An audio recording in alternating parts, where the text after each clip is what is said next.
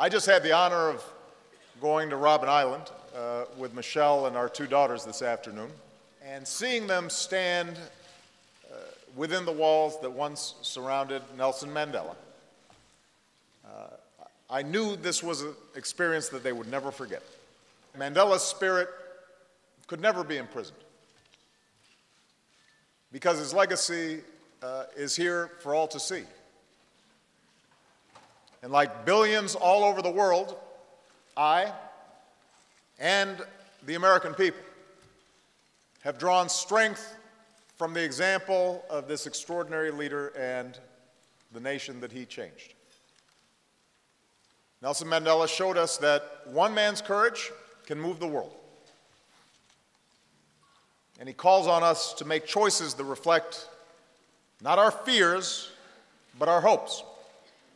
It would have seemed inconceivable to people at that time that less than 50 years later, an African-American president might address an integrated audience at South Africa's oldest university and that conferred an honorary degree to a president, Nelson Mandela.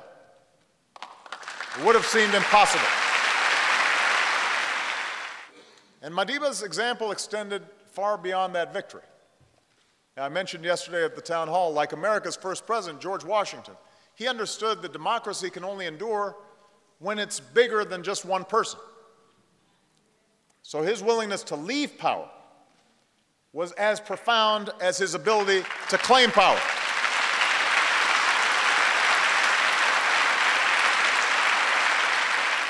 So Mandela's life, like Kennedy's life, like Gandhi's life,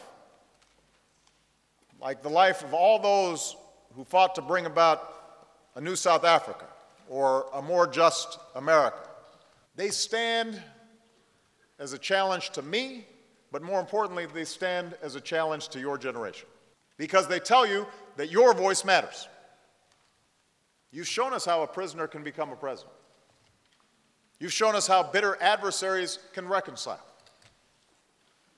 You've confronted crimes of hatred and intolerance with truth and love, and you wrote into your Constitution the human rights that sustain freedom.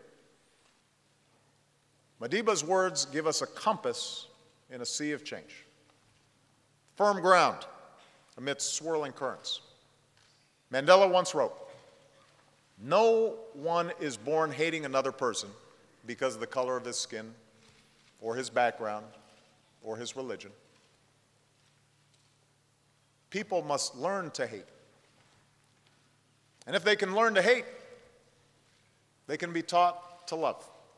For love comes more naturally to the human heart than its opposite."